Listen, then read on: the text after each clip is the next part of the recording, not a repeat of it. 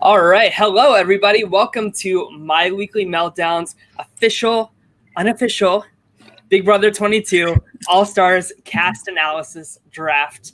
I have the amazing Beth with me, as always. And we have Andrew Gibson joining us. And, of course, Alex Kidwell. How are you guys all doing? Good. Excited to talk some Big Brother. Big Brother season's in full swing, and I'm so excited. Yeah. So, Andrew, we haven't heard from you yet about this season. What are your first thoughts about this cast list as a whole and everything?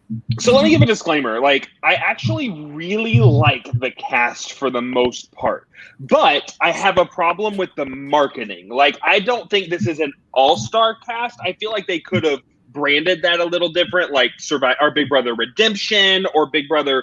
I don't think you can have David Alexander in there if that's true and call it an all-star cast as a first boot. So I love the cast as a whole. I think the dynamic's great, and I'm really excited to kind of pinpoint a lot of that tonight. Yeah. But I have a problem with it being labeled all stars. You've seen Survivor rebrand these, bring back an all casts, heroes versus villains, things of that nature without branding it an all-star season. And I think CBS and Allison Grodner missed the boat on calling it an all-star cast. Yes. Well, if I had a penny for every time Grodner has mishandled something on Big Brother, geez, I wouldn't be shooting weddings anymore. That's all I'll say about that. Only them big fancy ones. Yeah, exactly.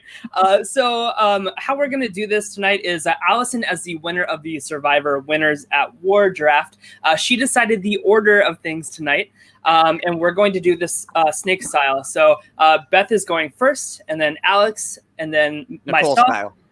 What's that? Nicole style. Yeah, exactly. Nicole style. And then Andrew. And then it's a Franzel draft. Hey, real quick, did you see the tweet today where it said, okay, now they have redone the kitchen, and it's a picture of Nicole Franzel replacing all of the Will Kirby and stuff on the wall? I love it so much. I can't. That is great. And then, of course, we'll have Andrew. And then after Andrew makes his pick, he's going to go again. And then it's going to go Tyler, Alex, Beth, Alex, Tyler, Andrew. That makes sense. Okay. All right. So, Beth, you have the first pick here. So let's hear what you're thinking. Okay. So I could be really bitchy and take Tyler's number one. We're not going to talk about that. The audience wants me to do, which is to choose Nicole, right off the bat. But this Nicole, not the Nicola. Nicole. So not Nicole Anderson. Yeah, Nicole Anderson. Oh my God, Andrew, did you see that last time? That I don't know if you saw our show last week when we were doing the Brant Steele, but I watched bits and pieces. I didn't watch the whole thing. Tyler and Allison kept calling Nicole Anthony Nicole Anderson, and so now we're affectionately calling her Nicole Anderson here. After the time.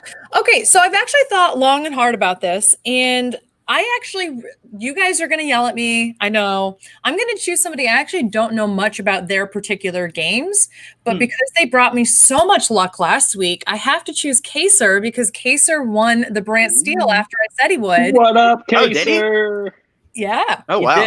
Kaysar is the winner of the Brant Steele. Sorry for the... So I have to go with Kaysar right off the bat. What up? But also there's another reason behind that, really, besides the fact I don't really know much about his games, right? I haven't watched those seasons, but I do know the kind of image he seems to have within the community. I think that he's somebody that a lot of people are excited to see back. I think that he's got some pretty cool ties, including Janelle on the cast. And I think that Janelle would be a bigger target before him. I think that there are bigger fish to fry potentially with him. I think that, being one of the older castmates could be an issue since there are so many younger people here too, but it's a pretty good disbursement of seasons. So I'm interested to see where he kind of lies in terms of relationships with people. And I know it's maybe not going right for the big fish kind of thing, but I wanted to go for somebody who gave me so much luck last week. This is a really interesting first pick. I think that Kaysar's downfall a lot of the times is trusting the wrong person, like to a fault. Of course, we saw that happen with the pressure cooker in Big Brother 6, and then trusting Dr. Will and Mike Boogie to not go after the Season 6 Alliance in All Stars. So I think if Kaysar, and I think he will go into that saying, like, I'm not going to be as trustworthy this time, because that has been the downfall of not only one, but 2 games of his. And he has his right-hand woman with Janelle here on the cast as well. So if they're going to be targeted, I feel like Janelle will always be targeted first before him. So I think this is a good pick. I'm really curious to see how Kaysar will do. You have a downfall with this. Janelle's your veto queen. So Janelle and Kaysar go up together. Janelle wins veto. Janelle comes down. Kaysar goes home. I see Kaysar as a pre-jury boot. He's never done it before. I don't think he's going to do it this time. I think now's the time to defy the odds. You're older, you're smarter, you're wiser. You've seen how these kids play. These young whippersnappers, get into it. That's what I think. Alex, what do you think about the Kaysar pick? I thought Andrew was going to say it for a different reason. I think it's particularly bold because he's one of the people I'm least sure is on the cast. So well, like, that's it's a bold pick for that reason. If he doesn't end up playing, well, that's the other thing. Like, this is all subject to change. Like, now is that what we're doing? Okay. Yeah. Well, of course. I was factoring likelihood into my decision, so I'm glad we clarified this. Let me say just a disclaimer. So say, like, you know, God forbid, like Janelle is not on the cast and we get the legendary puppet master Raven instead. If Beth picks, she's on Cameo, we're good. If Beth picks Janelle and Janelle ends up not being there, they're just going to be swapped out for whoever is there instead. So that's how we're going to do it. So Beth would then get like the first pick of the ringers. Yes. Yeah. All right. Then it has less of a drawback than I at first. Yeah. I'm also a big fan. I'd like to preface this. I'm a big fan of going for people whenever I've bet on horses or people in games or anything like that for what are seeming to be like the middle of the pack people and betting that they will go far. It's done me pretty well in the past. I consider Kaysar not to be like the number one target that people are going after, nor do I think that he's like a sleeper person. I think that he's probably somewhere in the middle, which is why I also like to go for like a bolder choice. Beth, go watch the BB6 Kaysar, Michael, Yvette, Eric fight. Okay. Yeah. Well, I think you might change a little bit of opinion on that. Kaysar's a hothead at times. I mean, if his buttons are pressed the wrong way, he can fire back. But the problem with Kaysar is he can get personal with it. Yeah. I sealed your partner's fate. Yeah, and so go. I strongly recommend. I'm not saying it's a bad pick. I don't think he's going to be that great. But go watch. I know you haven't seen a lot of that pre-early stuff. Go watch that specific fight between. I think it started with Eric and Yvette and Bo outside, and it was about his partner Michael, and then it escalates pretty quickly and pretty personally. Sure does. I strongly recommend going back and watching that. Oh, I definitely will. And that's the thing. Like, one of my things that I really want to do is specifically for the cast members or who end up being on the cast. I want to be able to go back and kind of watch like what their big highlight moments were in the season or seasons that they played in. So that's what I'm going for. But when it comes to this kind of draft, when you only know, I probably know about 2/3 of the cast in terms of actually watching their gameplay. I'm all about let's just take some risks, why not? Hey, listen to your heart. I mean, I remember I think it was the Big Brother 19 draft, and Brent Walgamot picked Josh because he thought he was just going to be like entertaining as hell. And even though Josh was a pretty terrible winner, it's still a bad pick. I still stand by that was a bad pick because Josh should not have won that season. So definitely not. So Josh's upside should have been second place finalist. Yeah, that should have been his upside. Yeah. Well, with that, Alex, let's hear your first pick. All right. Well, I was factoring. If I was going to factor in likelihood, I was probably leaning towards Tyler because I think Tyler is a strong player who's also assuredly on this season. There was a big eye roll there, but go ahead. Yeah, the problem with Tyler is he didn't face any adversity, and I just don't know how he's going to do against a bunch of people, especially older people who are intelligent. I'm going to take Kevin, man. Kevin was such a great player. I love Kevin. Kevin was really, really intelligent. He was a recruit, and he still figured it out so well. I mean, he's just an intelligent individual. You know what I mean? Smart people just figure it out. They just get it. And Kevin was one of those people. And as long as he can not, like, you know, snap on people. Yeah, this is true. I see the comment. Alex is the king of bad drafting. This is an absolutely fair point. So I don't know what I'm doing here, but I mean, might find out that I'm the queen of bad drafting at the end of this, y'all. It's okay. It's all subject to change. I've many times, more than once. I've first picked the first boot. Like I've done this more than once. Alex, this surprises me because you talked to Beth about likelihood of being cast, and I'm not 100% that Kevin's in the cast. Oh, I'm not either. But that's why, like, if we're allowed to swap them out. Then so that feel rule safer. Changed it. Then I'm going for upside, and I think Kevin has a lot of upside because he's as good strategically as some of these people, but he's a little older, a little wiser, a little more mature, a little more reserved. Probably knows when not to. You know, I mean, in his first season, he knew when not to speak up, like when other people were going off on each other. So they'll only be better with age and like a fine wine. Kevin, that's my pick. I feel like Kevin's going to be a really nice sweet spot between like the old school and the new school. I feel like he has that really good social personality to hang with the new kids, if you will. And plus, like by far, he was the best player in Big Brother 11. Very, very good, smart mind for the game. I think this is a really good pick, Alex. Big Jeff has just canceled you. I mean, Big Jeff has blocked me on Twitter, so that is totally. I can deal with that. I can't deal with Nicole coming for me. That seems to cause problems everywhere. Yes, yeah, problem. Rumor has it she's the one that created COVID in a lab somewhere. Yeah, if we don't pick her somewhere in this first round, I fear for us all. Coronas. Andrew, what are your thoughts on Kevin? I mean, I love Kevin. I don't like who he chose to align with in that particular season, and I'm afraid that could possibly be his downfall. Kevin as a player is pretty solid, but I don't always agree with who Kevin attaches himself to. I mean, he was, and let's go back to Shima, like he was ready to attach himself to this sinking ship, knowing she was doing wrong and that it was going in the wrong direction. So yes, I agree with his individual game choices, but I don't always agree with his attachments.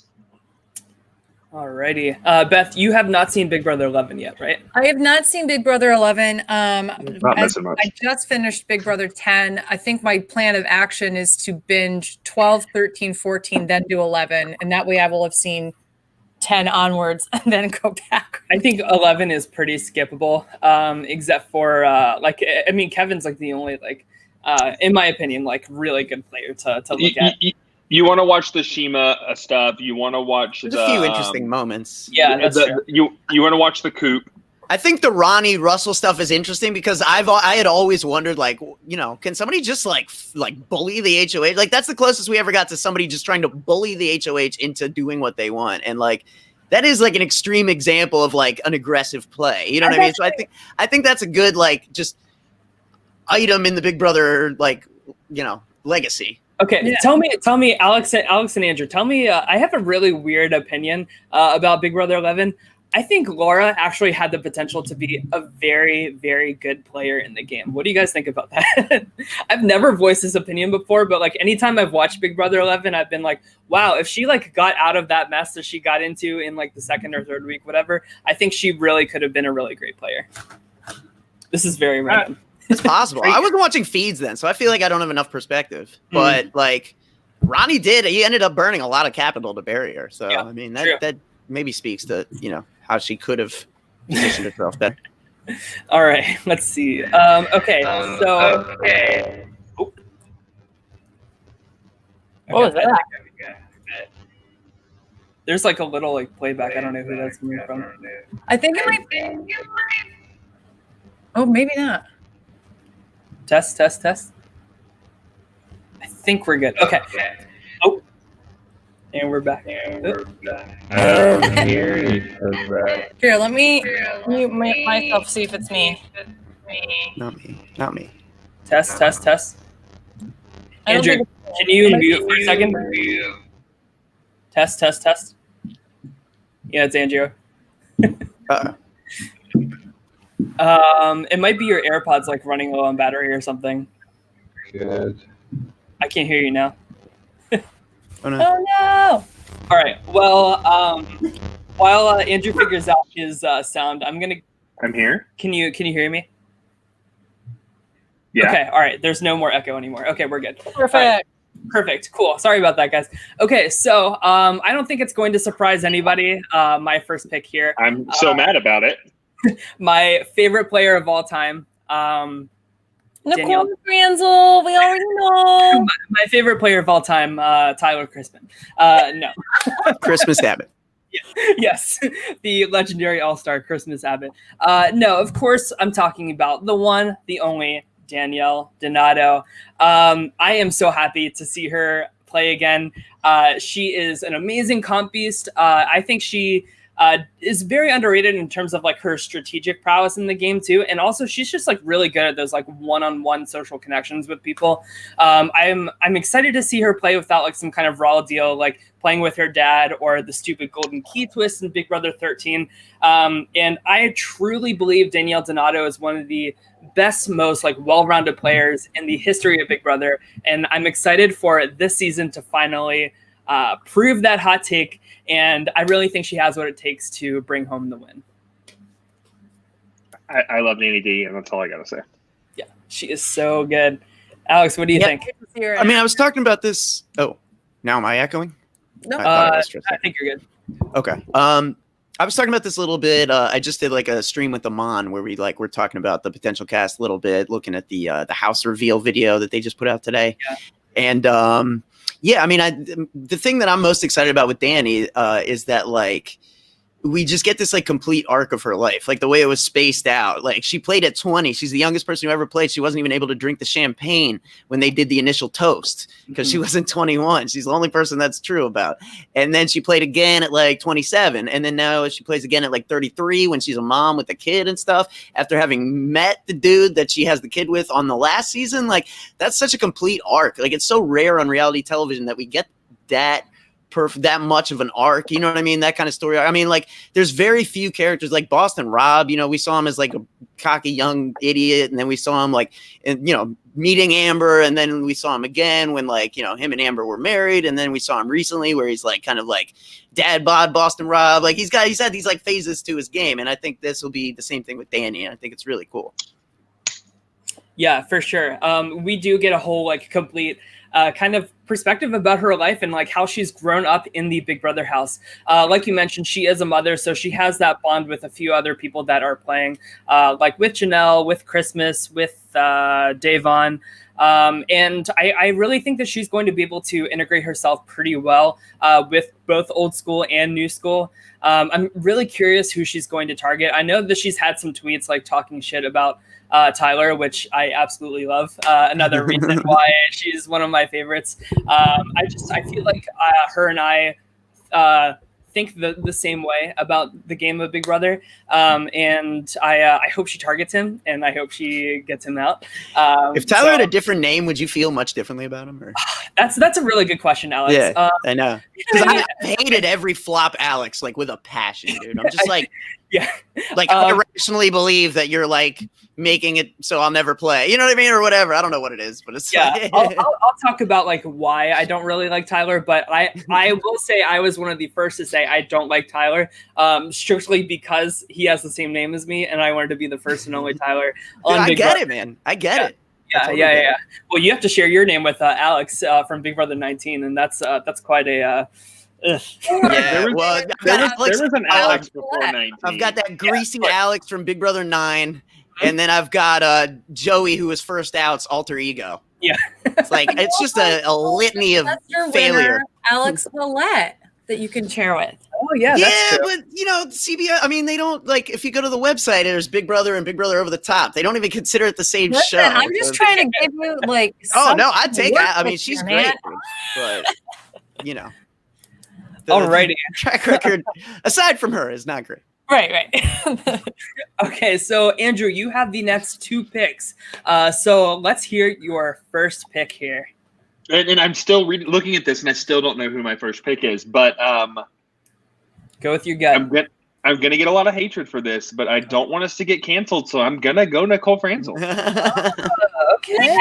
Here's some things. Things I want to say about this. Hold on.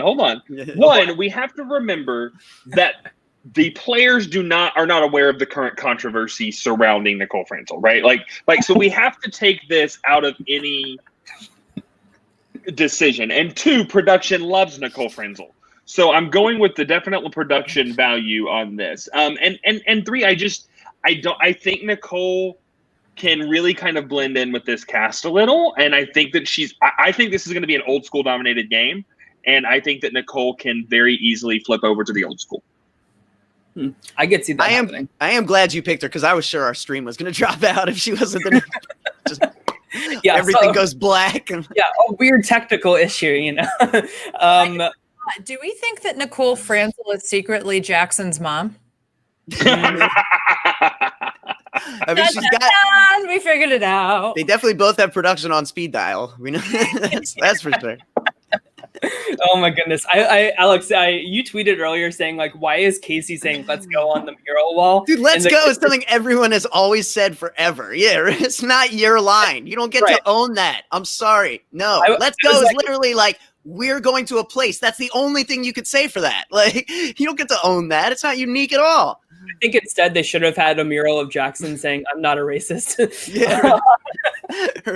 or what was the thing he said at the end? Where's mama? Where's mama? Mom, I'm not a racist. That was so funny.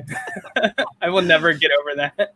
What do you think about this? Speaking of the house real quick, what do you think about the the fact that Frankie's staring menacingly above the bed? Did you see that? Oh God, that is terrifying. He's got scary vision, dude, from right above. So I actually have a theory about there have been, of course, we've heard rumors about Danielle Reyes, Casey, some other people that we see pictures of in the house, in the murals, in the comic book stuff. To me, that's pretty much confirmation that they are not in the house.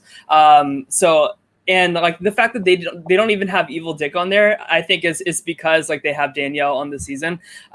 So to me, that is what even confirms this cast even further.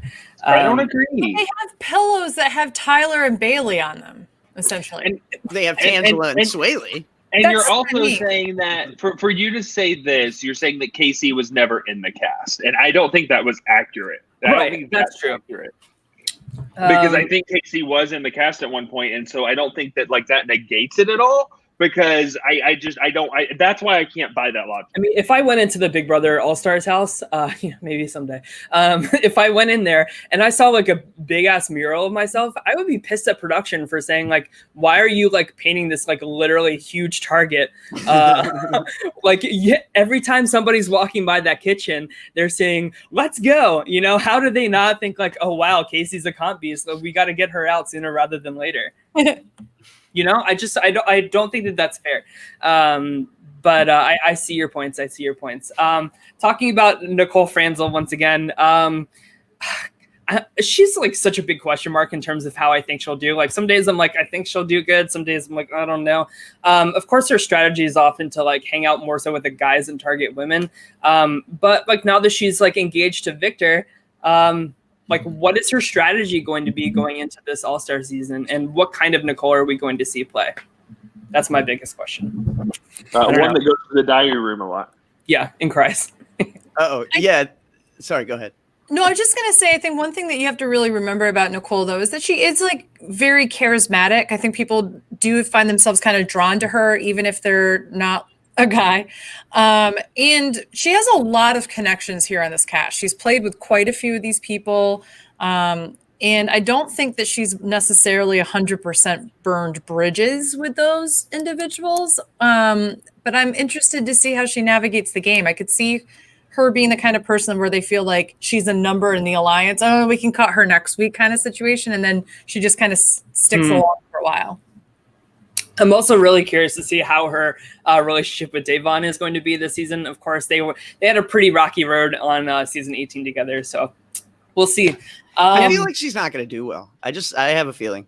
I think so too. I know she's going to come for my internet now, but yeah, I have that feeling. If all of a sudden we see a red dot Yeah. All I'm saying Oh, is God. my headphones are working all of a sudden. So because she thought I wasn't going to pick her, my headphones stopped working. I meant to say this when we were talking about the pillows and everything, but like it is funny, right? It's like you've got Swaggy's face in there, and you've got people's significant others on the walls, just like next to where they sleep. Like that's kind of interesting. But then somebody, and I tweeted about that, but then somebody pointed out to me, he's like, "Yo, but what about if you're Haley, who's the actual fan, and you've got to watch Fessy on that wall, who was never a fan, and you guys just broke up, and now if you're gonna watch the show, you got to keep seeing that dude." Like, yeah, that is the worst. You're right. That's pretty awful. Screw Also, that. if they have those pillows on the CBS shop, I'm totally buying a Tangela pillow for Allison for her to open on her.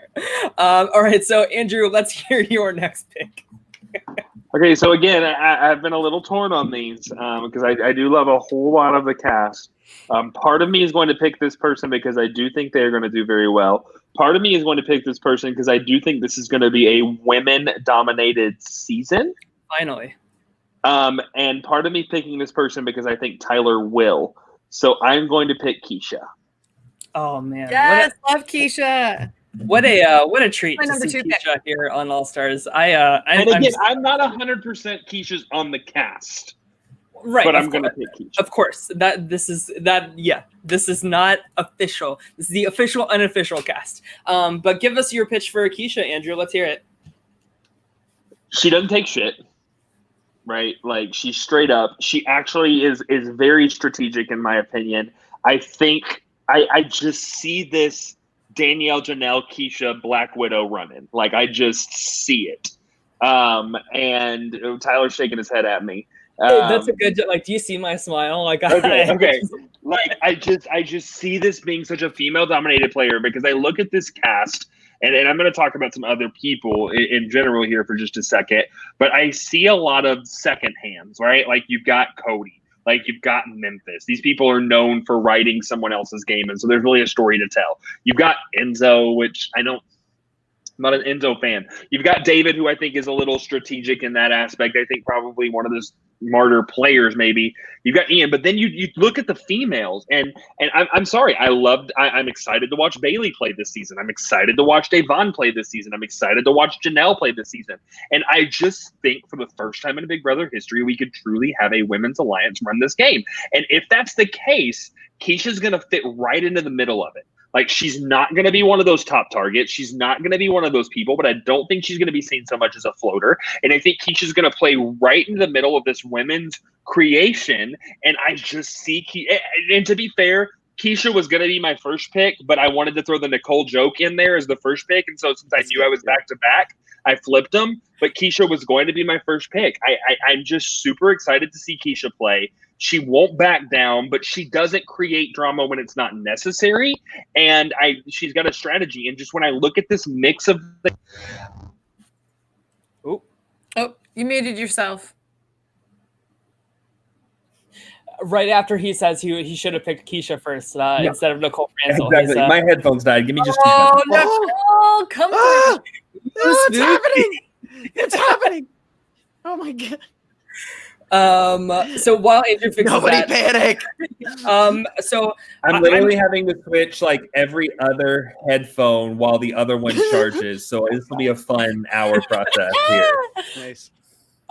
So I what a treat to see Keesha here, especially after our great Big Brother 10 rewatch that we did. Her game is like super fresh in my memory. I think that she's going to come in a lot more subdued. Like we saw in Big Brother 10, she would like really get emotional and get frustrated a lot of the times, and like Andrew said, not take shit. But this is a different Keesha now. We celebrated her 30th birthday in the Big Brother 10 house.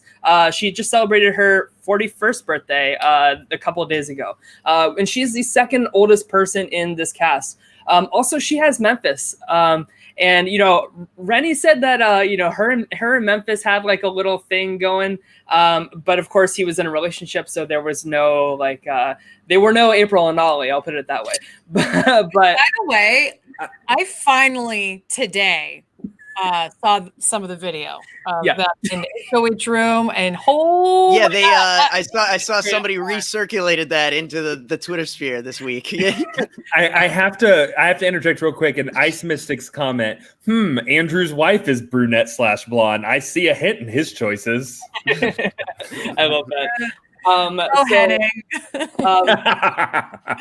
To finish my thought, I would just love to see like a Keesha Memphis showmance happen here. I think that would be like the cutest love story ever. Wait, doesn't Memphis have kids? Is he married? He's recently divorced from what I heard. And Tyler knows.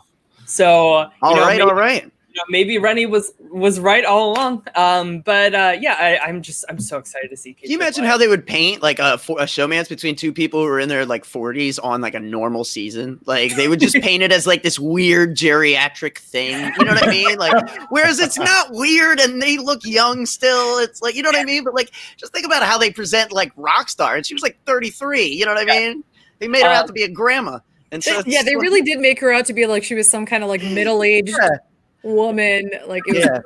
Wear those big Professor Trelawney glasses everywhere you go, and make sure you're like drinking tea and going to bed early. It's like she just finished college or whatever. Like, I also think that Keisha's really going to really pull in this women's alliance together and really be at the helm of that. I also want to point out that she was there for the Big Brother 20 like anniversary thing, and she was really hanging out with Davon a lot. Like there was a picture of them two like hugging and smiling, and Keisha just put those two together. Jeez, Pete.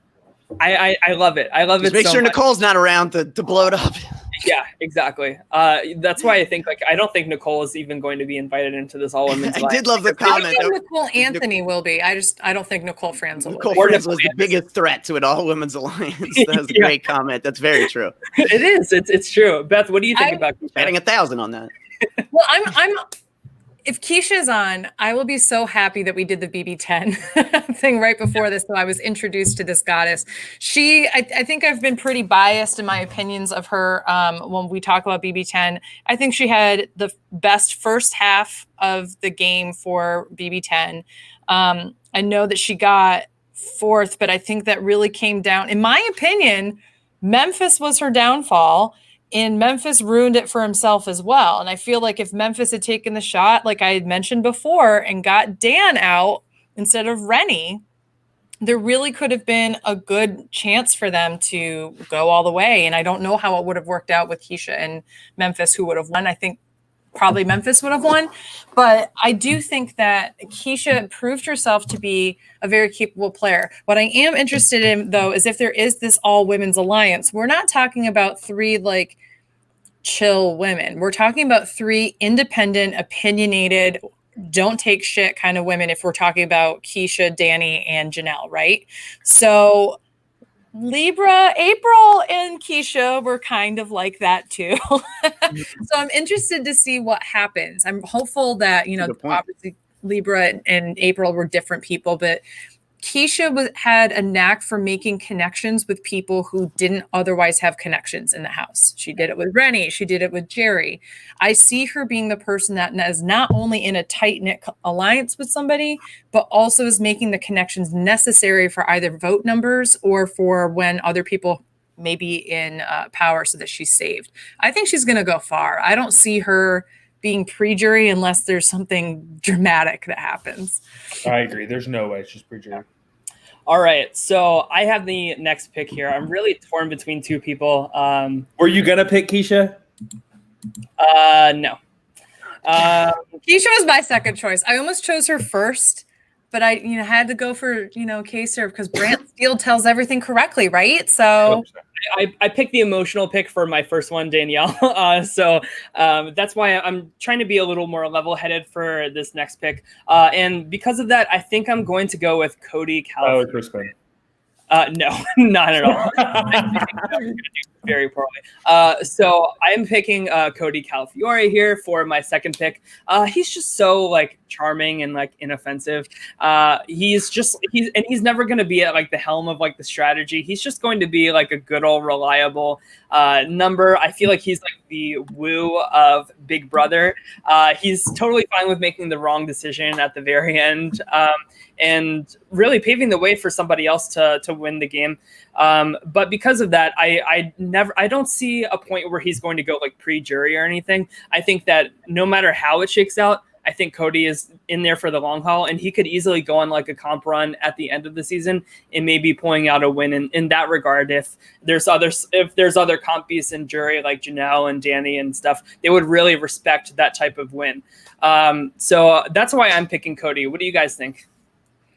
Cody was my third choice, so I'm up there with you. I think that he is somebody, again, who is charismatic. I think that regardless of whether or not you're in a relationship, whether or not you're straight or gay or whatever, like, you can't help but be pulled in by his presence a little bit. And I think that I mentioned this with Survivor with Parvati, that you can flirt in a non-sexual way. Like, flirting can sometimes just be a way to like make connections and make you feel good with that person. My wife does not agree with that statement. What was that? My wife does not agree with that statement. I see what you mean, though, and Cody's like an exact example of that for Big Brother. Yeah, like, I feel like flirting with him, like, he got a lot of allowances, I think, put his way. I'm interested to see how he's going to be in a cast full of married people or people who are in serious relationships and such. But I mean, that didn't stop him last time. But I don't know. I think that he's somebody that the guys want to hang out with, that the girls want to hang out with, and they know that he's relatively good at competitions. He's got a pretty good strategic mind. He's a confidant. Like, I think if he can find his go-to person, especially because it seems like that's what he did the best, was finding a Derek. If he does that again, I hope that he just has the gall to cut them at the end. I think one element that could be interesting with him is, like, we saw James come back a second time, having, like, clearly, he talked on the feeds a lot about how he had gotten notes from Derek and stuff. And James did understand the game a lot better the second time he played. He played a lot better too. I would imagine that Cody would get a lot of coaching from Derek before you go play. And so as a result, we could see a better player. Actually, this is something I meant to mention on my stream, but I think, like, wouldn't it be awesome if Derek is like getting all these people to pay him to coach them, but he's doing it for everybody? Like, can't you see that? Isn't that exactly what Derek would do? He'd like, oh yeah, I'll totally coach you, dude. But he's like doing it for all 20 people at the same time. It's like Derek playing against Derek this whole season. I love that. I think, in my opinion on this pick of yours, Tyler, I think if Cody can survive the first 2 to 3 evictions, he's going to go far. But my prediction is either, and you're gonna like this, but you're gonna sway heavier one way. Cody or Tyler will go in one of the first 2.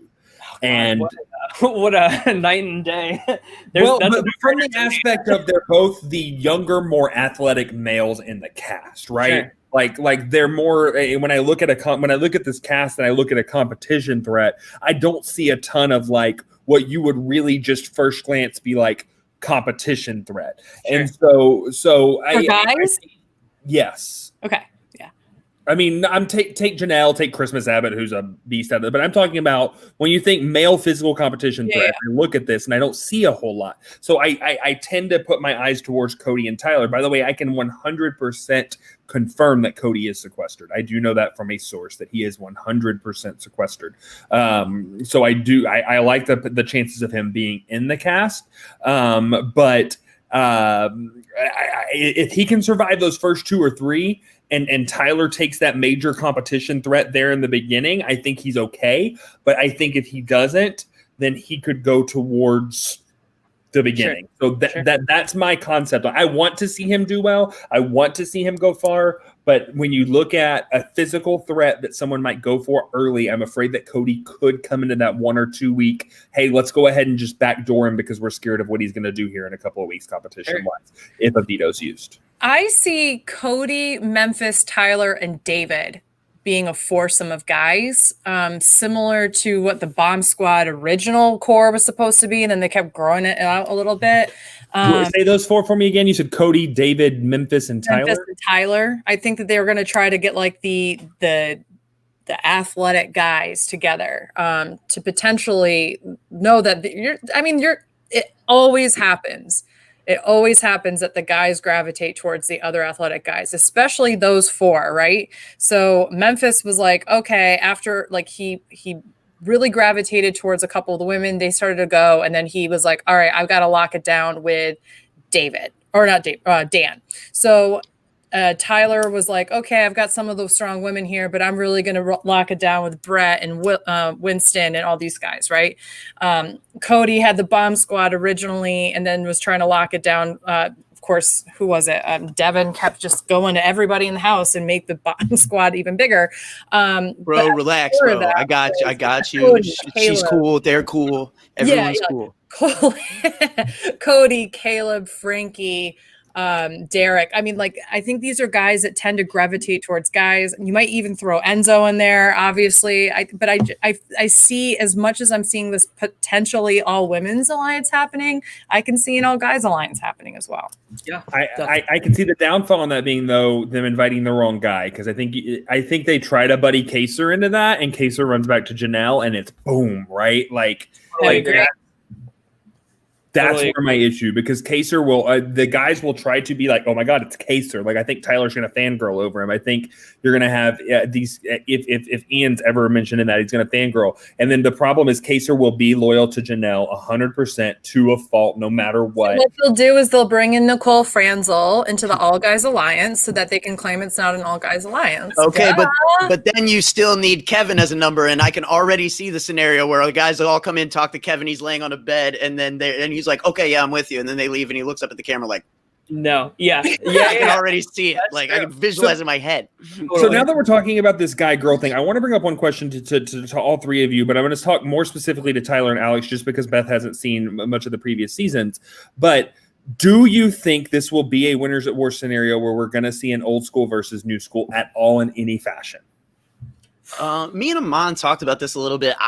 Aman says he feels like there's a good chance of it. I felt like this cast was like, there wasn't enough true old schoolers to really create that dynamic. That was my kind of take on it. I feel like it's going to come more down to who's met who at Give Kids the World and these various reality events. You know what I mean? Like, that stuff is so incestuous. I feel like a lot of these people have met each other by now. I don't know. I mean, I could be wrong, but I feel like I hope it doesn't come down to that, because I'd like to see it be more based on just individual relationships. So what I think, to do the winners at war comparison, I actually think it's going to come down to like the lions versus hyenas type of thing. I think the big threats like Danny, Janelle, even Ian, like Ian won so many comps at the end, like, and people don't talk about that enough. But like the bigger threats. Yeah, the bigger threats, I think, are going to realize that, like, we have to stick together here. Like, I in no way do I see Danny going in there and being like, my first target is Janelle. You know, like, no flipping way. And they're going to take out, like, the people like David, like, get Tyler out of there, sure. But Christmas, like, I really think it's going to come down to the big threats need to stick together. There have been too many, like, returning seasons of these reality shows for people to not know that, like, that's the best plan of action to take at this point. So, and I know we've been going for a long, but I'm gonna keep going on this. What makes someone a big threat? Like, Nicole Franzel's a winner, but I don't consider her a big threat, right? Like, so when you mention big threat, what makes that? Sure. I think jury threat. So I think like somebody. I mean, even like. I think Davon is like a huge jury threat because she's just so dang social. And I also think like America's favorite, like we have a lot of previous America's favorite players in this cast. So I think like anybody that's like super likable, also of course, like winning lots of competitions, people that have like strong reactions either way. You know, the worst type of like hyena is like the meh, like the Christmas of this season. It's like there, to me, there's like no comparison. So that's my thoughts. Sorry, I got off on a tangent there, but I'm just no, it's okay. I love these talks. It's Listen, fine. We're literally talking heads. We're looking for our thing. So Alex, let's hear your next pick. Okay. For my next pick, I'm going to take the person on this cast who played a winning Big Brother game, but doesn't come with the reputation of a winner, and that's Tyler. Alrighty. So give us the pitch. Why is Tyler Crispin I think he played a really dominant game. I mean, I think he was managing the entire alliance's games. I think a lot of people want to give credit strategically to Casey or to Angela and I just don't believe that those people coming back by themselves would have any strategic merit whatsoever. Brett, I haven't seen anything. I don't remember them implementing and executing any idea that didn't originate from Tyler's brain. And to me, that just it shows his ability. I think he's every bit as strategically capable as Ian, but he is more socially adaptable and doesn't run the risk of alienating everybody by, being weird and streaking the first night, you know what I mean? Or whatever Ian might do that might put people off a little bit. Tyler's a good mix of all the skills you need to win this game. And I mean, if you ask me, he's already won it once because I don't know how he lost to Casey. It still boggles my mind. Well, I'll tell you how he lost to Casey. He literally said to Bailey in jury, he said, "I don't need your vote." And then he lost 4-3. Tyler thinks very highly of himself. And I think that he tries to play it off like I'm some cool surfer dude. I don't think that highly of myself. I'm really insecure about how America thinks of me. I think that's all a facade. It's no secret that I'm not a Tyler fan at all. And I'd be fooling myself if I played that game too, though, man. He literally ran. I mean, the entire alliance was non-players, and but then he had to navigate to success every week. Right, but that is how bad he tripped up, is that he couldn't even win a jury against Casey. Casey, seriously. I think that, and also, wait, sorry, Beth, what? No, continue. But I have to point out something really important in the chat when you're done. Okay. Of course, also, he doesn't have Angela here as an extra number for him. And I also think that Casey and Josh not being here really hurts his chances. I think that it's a pretty universal target for these women to want to take him out earlier rather than later. I really think that he's going to go pre-jury. Yeah.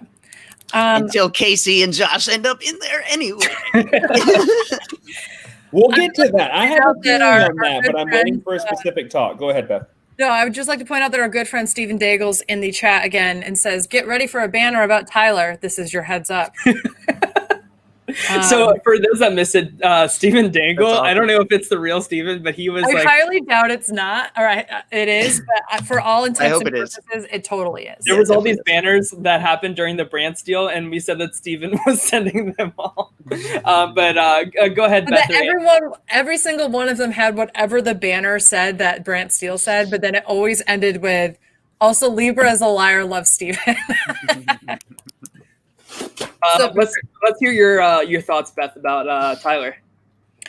I think that Tyler, I felt as the game went on, and maybe this is absolutely unfair of me, I'm just pointing that out as a disclaimer, and as he grew closer with Angela, who I see as a pretty egotistical person, narcissistic person, I think that affected him as well. I think he saw that he was playing with complete incompetent people and was running the game. And I think it kind of got to him.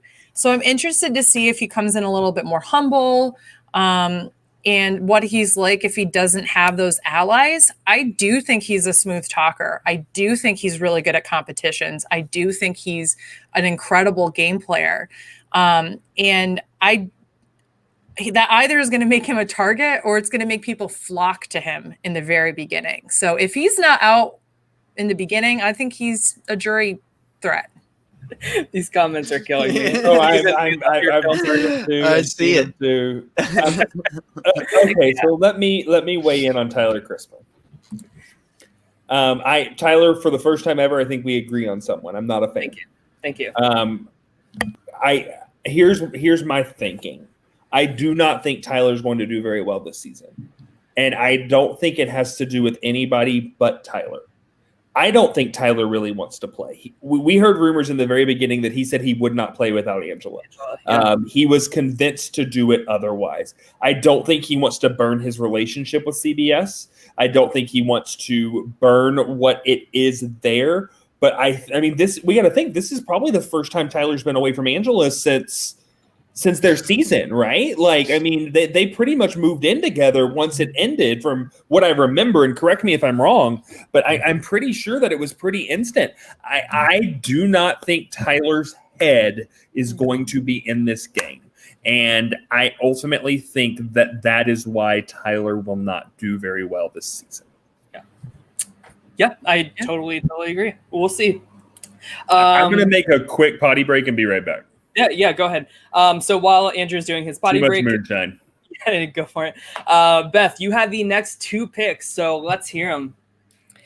Okay. I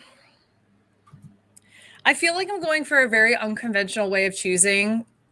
My first one was based off of a Brant Steele that I had a feeling on, and then it turned out to be true. So I just wanted to translate that here. The second one is also a person I have not watched their game, but I feel like I kind of did with BD17 because my good friend Steve Moses is always compared to him. I'm going to choose Ian. All right. One of the only winners in the cast is the only other winner in the cast besides Nicole Franzel. I think that he's somebody who will be. He won. That's what happened. That's how Big Brother 20 ended. I'm telling you. I promised. I remember it. But I feel like Ian is not always going to be the architect of the plans, but will be intricate in pulling them out and like helping them happen. I think that he's somebody that will simultaneously be underestimated as well as somebody who will be taken seriously as a competitor. I think that he's he's like the only, besides Nicole Anthony, like the only nerd trope in the cast. And they tend to do pretty damn well, although maybe not the last. What about other Nicole? What'd you say? What about other Nicole? And I do not consider Nicole Franzel to be a nerd trope. No, Nicole Anthony. That's what I was saying. Nicole Anthony. You're saying Nicole Anthony, but not Nicole Franzel. I'm not saying Nicole Franzel. Oh, that's interesting. Because I really thought she was on 16. I'm like, oh, they tried to find a female Ian from the Midwest. 18, and she's definitely not anymore. Yeah, that's fair. That's fair. I would say that Nicole Anthony and Ian are our only like nerd cast members that we really see. And I just feel like they're going to be counted as numbers. I don't think, even though I think that Ian's going to be in an interesting beginning place. I can see him being cut because he's a winner or being targeted for that. But I honestly think that he's going to be riding the middle for a while. I think that people will want him as a number. I can see him kind of being a floater and kind of floating to power. And clearly he is also capable of winning competition. So I'm kind of going off of intuition, but also going off of things that I think have been proven to be winning games. He won his game. And then Steve, who had a very different game, but also has similar characteristics and such, who also, I guess, won all the way at the end as well, like a whole bunch of competitions. There's a winning trope to that too. So I just want to go with Ian. You're right. Like Nicole got herself out of that archetype. And the proof is that in her return cast photo, she is not made to wear glasses. Right. That's your proof right there. Because that's Steve Moses. That dude would have liked to wear contacts. They were like, no. Glasses for you, nerd. Like, that's what they do. Too. Like, so I've never called Steve. He's always been Steven to me. And it's been really weird. Like, they made him go by Steve so that he wouldn't get confused with Ian, because Steven has an N at the end of it too. Like, literally, that's what production did with him. CBS thinks we're so dumb. Like, they just have to, right? Like, they just the number of times they explain things, like the number of like just little decisions that just indicate that they just think we're dumber than rocks. Like, just blows my mind. So I have a couple of thoughts about Ian. Not all of them are great. I think he's going to be a pretty expendable number. Like, I could see him being the victim of a double eviction where people are like, oh gosh, like, I don't know who to target. And they're like, oh, let's just get out Ian. Like, he's a previous winner. Like, he beat Dan in a jury vote at the end. So obviously he's like a big threat here. And I just don't know who he aligns with here. I'm really rooting for him because I really enjoy him. But I also think that Ian's going to come in playing a little too hard because a lot of people really discredit his win in Big Brother 14, saying that Dan should have won. So I think Ian is probably going in here saying, like, I have a lot to prove. Let me go balls to the walls with this. I don't have. I don't have anything to lose because I've already won. So I think Ian's going to play a little too hard, too fast, and I don't think that he's really going to have any like number one like ride or dies in this game. Yeah, that makes sense. One Adam thing. Klein. Oh, go ahead, Aaron. He's going to be the Adam Klein of Winners at War. I think that's really a really good assessment. I really do. I'm not mad at that. I do think he'll make it to jury. I don't think he necessarily goes all the way, but I'm also saying that there's definitely been paths for him to go all the way. And you've seen similar stories play out that way too. One thing I will say just about Ian is like when I first started podcasting, Ian had been like the regular Thursday night guy on Rob Has a Podcast for a little while, for like a couple of years, for 15, for 16, for 17. 17 was his last summer, and that was my first summer. And I could feel like I loved Ian. I really enjoyed doing shows with him, but I could feel he was burned out on Big Brother. He was over it. You know what I mean? And he did like he finished that summer, and then he kind of removed himself from the community. He still lurks around a little bit, but like got really into backgammon, got really into other games and other like strategic thing, you know what I mean? But he like removed himself from Big Brother. And I think that's really good. You know what I mean? That he was able to like just take a break from this specific game for a few years. And I really do hope that like Ian coming back this season is going to be energized and like not the burned out Ian that I podcasted with. You know what I mean? Because I felt like it was a little sad that guy was like used to be such a fan of this thing and now he's kind of like over it. But I feel like these, you know, 3-4 years, whatever it is that like he's taken off will really be of benefit to him. Yeah. Burnout is real. I have a lot to say about Ian, and I'm going to try to condense this into as quick as I can. First off, he's a Houston boy, so obviously I'm going to be rooting for him. He lives in Houston now. He's a professor, I think, at the University of Houston. That's cool. Ian's my first boot pick, and there's a couple reasons why. One, I think when you look at the winners, he's probably the most respectable winner on the cast. Also, I do agree with the too hard, too early, and that's because I believe in this cast, Ian has the most to prove.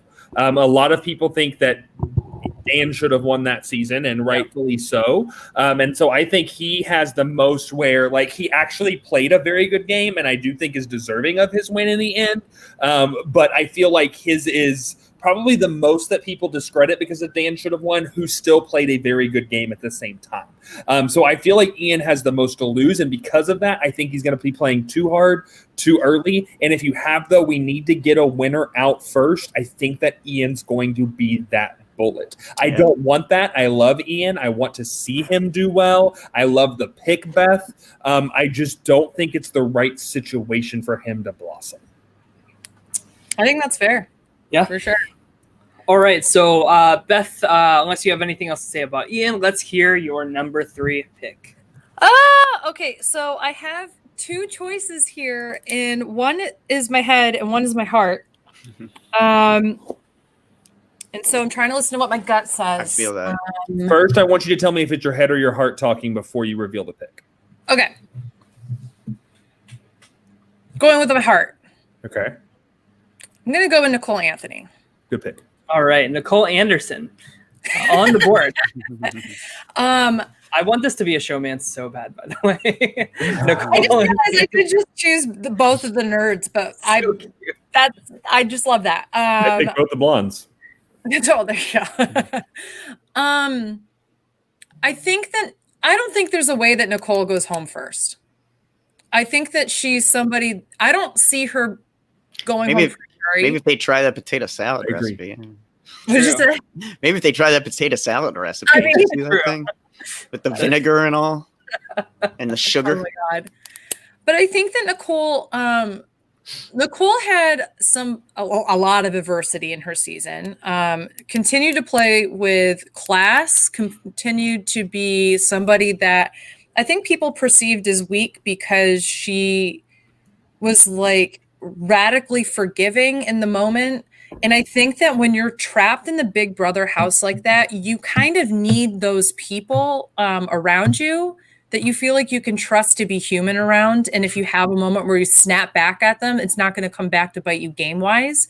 And I think that Nicole's one of those people that people will probably gravitate towards. And hopefully they don't use her as a punching bag. I really don't say she has good experience as a punching bag. Mm-hmm. I don't think that they'll use her, at least. I think that there's other people they might use as a punching bag, Ian included first. I think that they would use Nicole. I also think that a lot of them saw how Nicole was treated, and I think a lot of people, like I see like a Davon, thinking like, no, we got to kind of protect Nicole here. Like Nicole deserves a chance to play with like decent people. I think obviously she's going to have the season 21 connection with David. I see her getting along with Bailey. I see her getting along with someone like Ian or Cody or Janelle. Like, I mean, I kind of see her getting along with everybody. I don't see why anybody would target her. So I think that she's going to go a while. I just don't see, like, similar to Ian, I don't see like who Nicole goes to. Like, of course, like she has like David from her season, but like David like pretty much wasn't there. So I don't think they really have like that much of a connection outside of, hey, we were cast on the same season.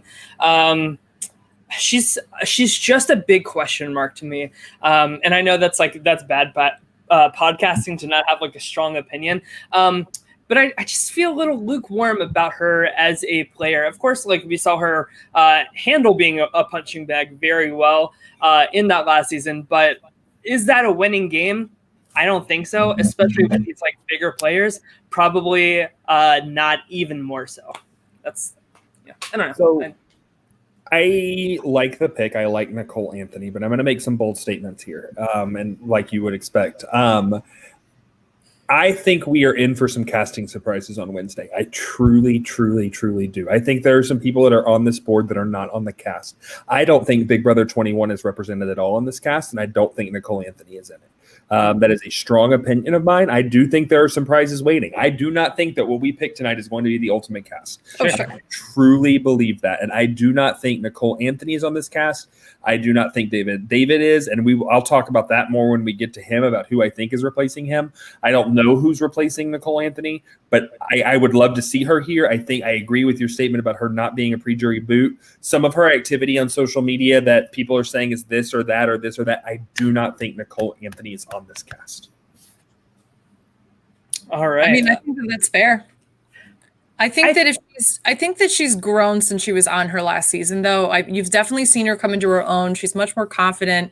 I think that she definitely, I mean, there's something to be said about playing one summer and then coming back the next summer. Like, you're fresh off of it compared to everybody else. I think that is an advantage. How Big Brother is how they're running it most recently. And you also have a better sense of what you need to do in the moment rather than have spent years thinking about it and then watching the game evolve. So I think that's to her advantage. I just kind of, I do think she's going to last a while. Like, I don't see any reason to target her quickly, but I do feel like, you guys brought up Adam Klein or even like Michelle. I feel like she's like the new kid on the block, right? She's young, and this cast is older than usual and filled with like alpha personalities. Like, I just have a very hard time seeing how she's going to win the game specifically. You know what I mean? Because like, Adam Klein, like, I love Adam and he's a good Survivor player, but it was very apparent after a few weeks with that group, that specific group, an older group, a group that like sees him as kind of a, not as much of someone to be taken seriously because he's so much younger than a lot of them. We saw how he very quickly like played his way into a situation where it didn't seem like he had any chance to win. And I do worry that like Nicole could find herself in that spot because like, I just don't know. Janelle is going to see her as someone she can run over. You know what I mean? I kind of view that as a possibility. Totally agree. So Alex, let's hear your next pick. Cool. All right. Yeah, no, I have the same situation as Beth did where I kind of have one pick that I feel like is the smart pick, but I am not going to make that pick. I'm going to pick Davon because that's what I want to pick. That was my next pick. And I think I think it's a really good pick anyway. You know what I mean? It's not like I think the other person, it's pretty close. And I think, the other person maybe has shown themselves to be better in the past, but Davon, I think, is going to be better connected, is going to have more she wants to prove, is probably going to be in there caring more, trying harder. And I think there's elements to Davon's game that we're going to see this season that we've never seen in the past. And to me, that's from the challenge. I mean, like, I don't know if you like followed her on Instagram or stuff like that, like when she was doing the challenge, but like she treated the challenge like a job. She started working out like crazy. And then her last season of the challenge, she like won this like really intense, purely physical competition that was all in the dirt. I mean, she won a head-to-head against Jenna, who's one of like this really big girl. I mean, it's a lot of weight for Davon to pull. And I just think if Davon is able to come in adding a comp-winning component to her games, and people need to come to her because she's got the power, like she could very quickly find herself in a very strong position. Yeah, I totally agree. When my first word that comes to mind when I think of Davon is intuitive. She always has like really good intuition with the people around her. Of course, she's the one that identified Thickums for the Liz and Julia twins. But in all seriousness, I feel like Davon is the type of person to really take a hard look at her game and the mistakes that she's made in previous seasons and kind of correct them moving forward into a new season. So I think Davon 3.0 is going to be like easily the best Davon that we've ever seen. And I really could see her winning the season. I think it's a really good pick, Alex. Thank you. I think so My too. worry with Davon is if other women who are strong and outspoken get targeted, she's toast. Like they're just going to go after her. You know what I mean? But if they all kind of stick together, specifically in the beginning, I think she's going to go pretty far. She's incredibly intuitive. I think that she's got much better of how to navigate gameplay. I hope that she can just bring it home this time. I think that a lot of times what ends up happening is you can even tell in the moment she knows that she's not helping her game case when she has like moments that are justifiably upsetting her.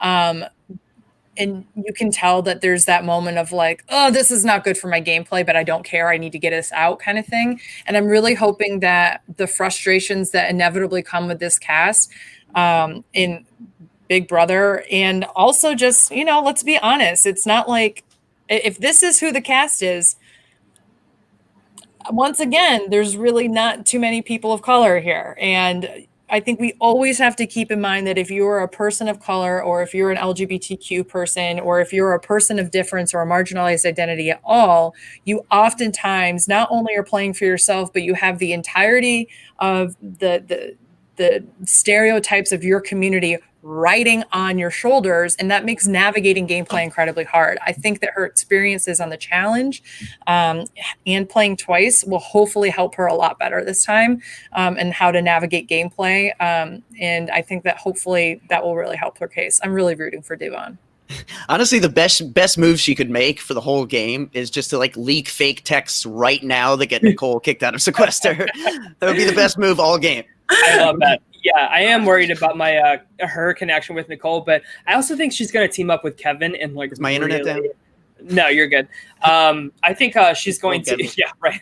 I just got it. I think she's going to align with Kevin and really do some good damage here. I think that that's like a really good alliance to really go far with. Sorry, Andrew, go ahead. No, you're good. I'm point blank. The period. Devon is my winner pick, but. This is going to go to something that I still want to talk about. If Josh is truly out, it helps her. How so? I think so too.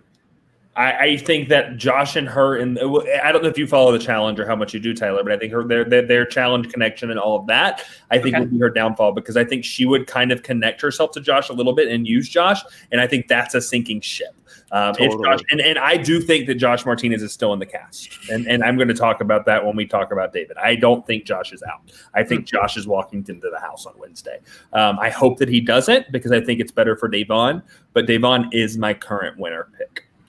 That's a good point. And also, like, you know, on the most recent season, Bailey and Swaggy had a little bit of beef with Josh, and I could see Davon being the one trying to force that. You know what I mean? Here's Bailey. Here's God, I'm spacing out. Sorry. Josh. Yeah, here's Bailey. Here's Josh. And like, they're both, I'm good with both of them. So I'm going to like make this work. And they are just like incompatible. I could see that sinking her for sure. Alrighty. Well, it is my next pick. This is really tough. I want to leave all the blondes for Andrew. I'm taking both of them. Wow. Let's see. I'm gonna go with. That's funny. I'm gonna go with. Oh, gosh, I'm torn between. I'll say who I'm torn between. I'm torn between Memphis and Bailey. Not Christmas. I'm going to go with Bailey as my next pick. Oh, that was actually one of my picks. So when I was weighing the two of them, I'm like, you guys have really talked me into this whole like women's alliance, like really doing some damage here. If it is true, if Andrew is psychic and is predicting the future where Josh is in, I think like the challenge alliance will definitely help Bailey as well. I think she's really going to align with Davon. Of course, we see on Twitter them like interacting in a really positive, good way all the time. And without Swaggy as like a showmance there with her, I think it's only going to do her good. And I think she's going to learn from her infamous HOH-itis in Big Brother 20. So I think Bailey 2.0 is going to be a lot better than Big Brother 20. And I think she's going to go pretty far. So I'm locking that in. Bailey is my next pick. Beth, what do you think about that? I think that every point that you said makes a lot of sense. I think that Bailey had moments where she was just like a savant at the game. Like you could just sit there and go, oh my God, she's going to figure it out. And she's doing this. And I can't believe it seems to be like this third sense. And then there were moments where she just completely lost it. So I'm really hoping that she can channel the energy to be successful in this game. She's proven that she has everything that it takes to navigate this game. And I'm hoping that I think that she really suffered with the cast that she had, with not being able to kind of close it down. I think a lot of things with her showmance getting voted out second.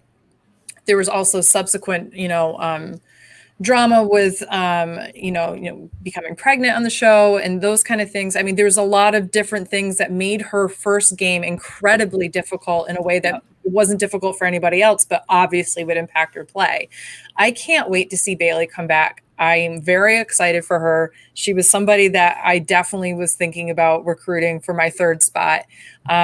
And she's another more recent player, so she has a better understanding of, the production and all that kind of stuff right now. It's a little bit more recent in her mind. She's been on the challenge. So she did very well on the challenge too. Yeah, very impressive.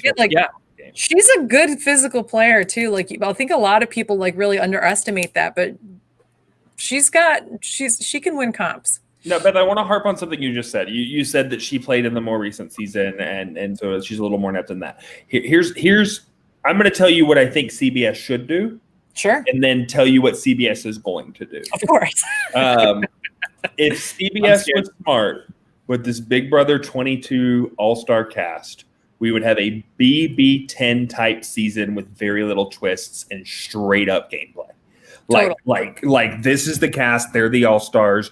Instead of let's mix it up, no. Let's let them prove why they played this game and they know this game so well. That's not going to happen.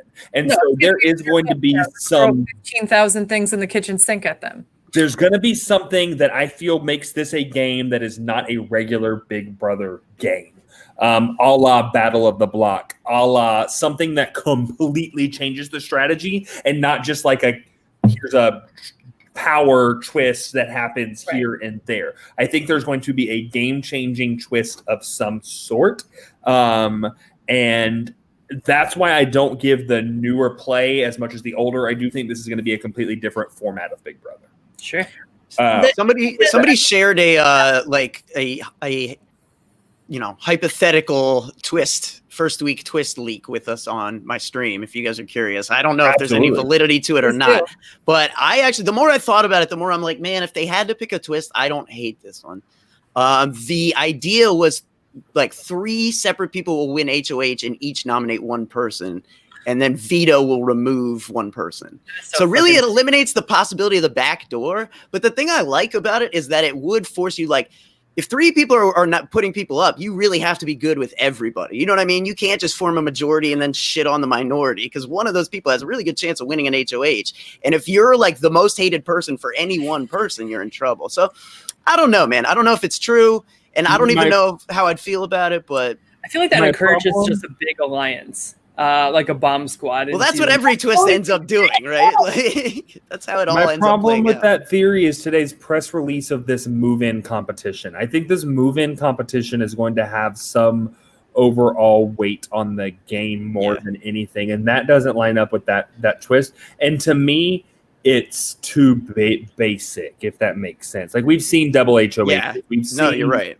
That kind of stuff. And I don't see any way in heck Big Brother gets rid of the back door. I just don't. Yeah. I don't see Big Brother CBS removing the back door from the game in an all-star season, something that's been such a staple move and a staple maneuver to take out the back door. Yeah. I just don't see that. What as long as there's no first night, competition for someone to leave, like, I think that's been confirmed that that's not happening. I really hope not. 100% we're having camp come back in some fashion. 100% that nobody. They really love it. They feel like it gives stakes to the premiere. I think the premiere has plenty of stakes. Like, I'm fine with it. Right.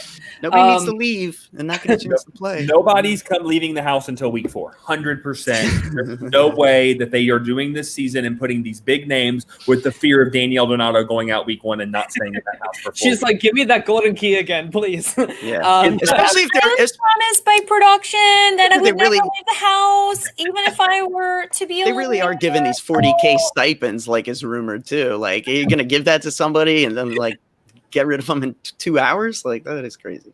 One last thing I wanted to say about Bailey is, of course, she has Tyler going into this house with her as well. I forgot to mention that, but her and Tyler are on really good terms. So if they are targeted together, of course, Tyler is going to go first over Bailey, I would have to assume. That's a no-brainer to me because it's such a bigger threat than her. So I think that also works in her favor. So with that being said, Andrew, let's hear your final 2 picks, why they are Janelle and Christmas, and which one will you pick? The first one is Janelle, and the fact that she's now being picked number 12 in this draft. Like, Big Brother super fans are yelling and screaming and throwing tomatoes at our screen. I mean, Janelle is Janelle. Like, she is the history. Now, she doesn't look like the same Janelle, and Will Kirby has done a number on her face, but she is still the same. She's got like that discount flip book where you just get like buy one facelift, get one tummy tuck half off. Like the Mike Boogie special. Oh, never mind. When you look at these threat levels, yes, Janelle is Janelle. But to me, Danny goes, if there's a target, Danny Donato's higher than Janelle, in my opinion. Ian Terry, I think, is higher than Janelle, in my opinion. And we know that if you give Janelle an inch, she's in. And I just am super excited to watch this Janelle play and see what she's changed since then. Because, I mean, we went 6, we went 7, then we went coaches, which was 13, 14. So, I mean, with that, and now you're talking another, 7-8 years out? Yeah. I'm super interested to see what Janelle does in this season. And again, the fact that we've picked her 12 to me is a tragedy to who she is. But there were other blondes I wanted first. So I think Janelle 4.0, like, first of all, congrats on being the first 4-time player of Big Brother. Very exciting. We are amongst Big Brother royalty here. If there was a Mount Rushmore of Big Brother players, Janelle would be one of them.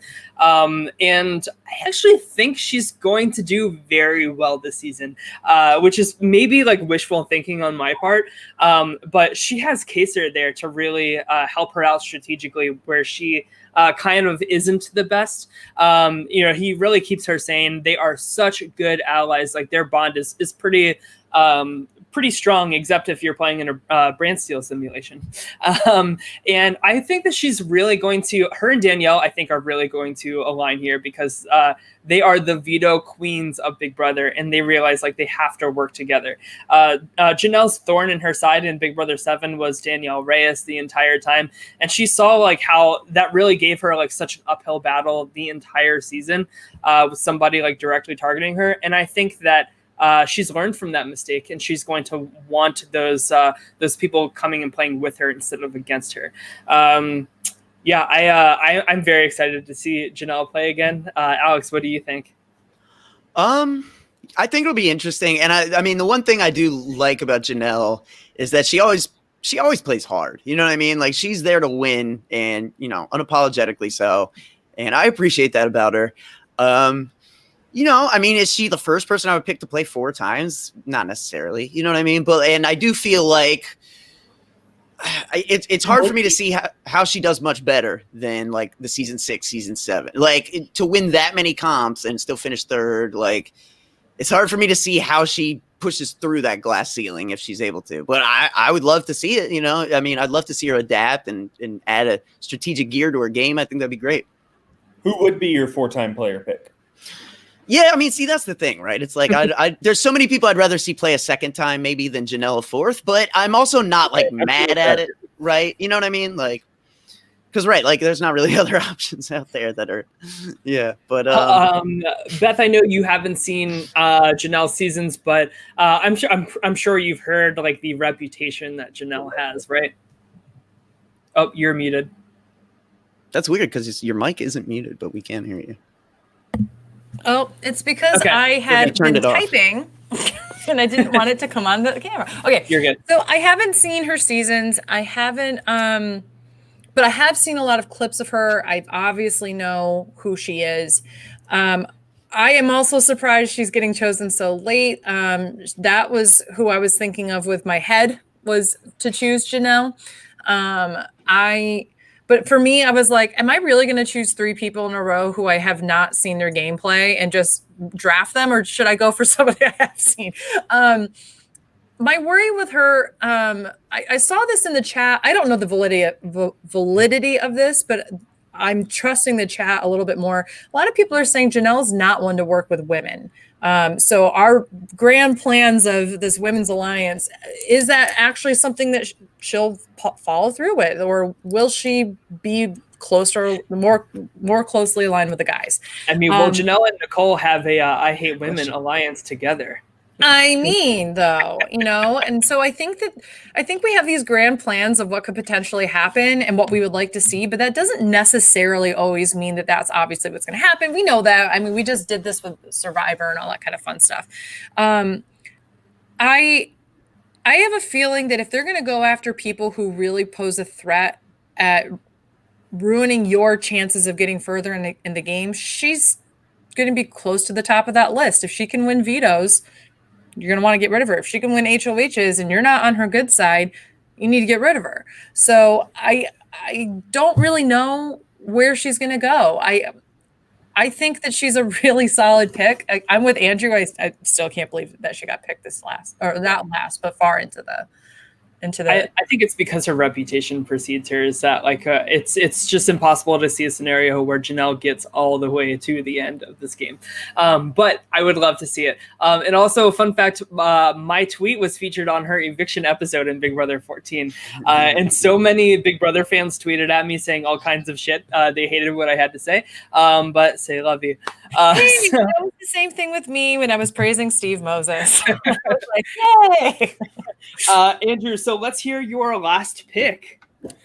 All right, so I got to set this one up a little bit. And I do think, agreeing with what me and Beth were just saying, this cast is so great when you see people like Janelle being picked last. And I don't think people are truly giving the validity to this cast that it deserves because there's not bigger names on it, like a Dan and the Derek. But I don't think that discredits what this cast is and what this cast can do. With that being said, I also cannot believe that this dirty blonde that we like to do in December is being picked in the last round. And I don't know about you guys, but in December, it's all about going to Memphis, Tennessee. I was about to be like, I can, but no, you're right. I can't believe that either. I was can't believe moving you the did that. picture over. Fuck Nicely you. done.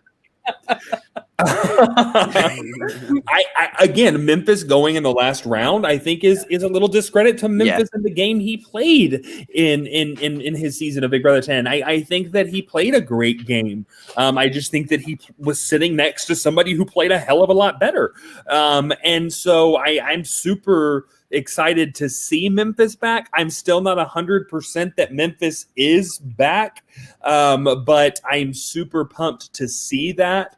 I think that of the guys, I think he can kind of fit into this under the radar persona of the guys that can still win comps, but not come off as a big comp beast. Because we have to remember, these pictures we're looking at of some of these people are from the season they've played. Like some of these people are a whole lot older. Who is that? A whole lot different. And exactly, we're not going to be like, that's Memphis. Like with a gray beard and like, and so I think Memphis going in the last round of the draft is a discredit. I feel like if the NFL team were picking up some of this stocks and this late in the draft, they would be salivating at their mouths. And the fact that I got Janelle and Memphis as the last two picks on my team, I think are huge picks, probably even better than Nicole Franzel. But I didn't want my weekly meltdown to be melted, literally down. So I think I've said during the Big Brother 10 rewatch that I think Memphis is a very underrated player and probably one of the best runner-ups in Big Brother history. I think to say that Dan did all of the work is like a very much so a discredit to the social relationships that Memphis was able to build pretty flawlessly with people. And I mean, even he had that huge blowout with Jerry early on in the season about like being called a womanizer. And then by the end of the season, he's making deals with Jerry with Dan not even in the room. You know, Dan needed Memphis to make that deal with Jerry to get them to the end. Of course, like that helped Dan out more than Memphis, but Memphis is the one that did the work and did it successfully. Of course, he potentially has Keesha in this cast as well. So he has a built-in like really good ally to really ingratiate himself with other players in the game. I think Memphis is going to do pretty well, maybe like early jury. But I just thought, like I said about Keesha, what a treat that like we potentially get to see him play again. I never thought I would see the day. And I know Beth has different thoughts about Memphis. So, all right, let's hear the rebuttal. Oh, She can't hear you again. Nicole Franzel is back to work. I did it again. Okay, I'm so sorry. I normally have production do my technology for me. No, so I know that I'm not going to discredit what Memphis was able to do with the social relationships. What I am going to discredit is his strategic ability in this game. He was not somebody who could think the implications of jury. He was not somebody who could think about the win-loss ratio when it came to the people he was surrounded by at the end. And he wasn't good at math. You either upset Dan and send him to jury and keep two people who will bring you to the final two, or you upset two people who will bring you to the final two and keep Dan in the game, who will beat you. He is not, like, he brought it way too far. Like, if he had just kept it as making the deals and then, like, either threw the power to somebody else, like, he just ruined his own game. Like, he set it up so beautifully, but I just don't think that he, like, in the same way that we had criticisms about other people not necessarily being the strongest strategic players, I'm hopeful that he's learned from those mistakes. I'm hopeful that he's seen a lot of what Dan started in terms of strategic gameplay and seen how it's evolved over the years, and how, like, his season was probably a big basis for a lot of the changes in social and strategic gameplay, and that he's able to adapt to that. But there's a part of me that's worried that he hasn't, and that some of these newer players might have his number and just, dance around him a little bit. So that's I don't hate Memphis. I'm going to put that out there. I do think he's obviously a very social guy. I can see, like, I feel like he and Cody have a lot of similarities. I think that a lot of what Derek's social game was helped by Cody, for example. So I feel like there are a lot of similarities with Memphis and Cody. Interested to see if they end up gravitating towards each other or not. I have to grab a laptop charger, so I'll be right back, but do not move on from David without me. Okay, go ahead, Alex. Yeah, I mean, I think, the Memphis Cody thing is something I really wanted to touch on too, because I think Memphis is, first, Cody version 1. You know what I mean? Like, I think it's funny. Like, Memphis is Cody, but he's more intelligent, but then also more bombastic. So he's basically Paulie.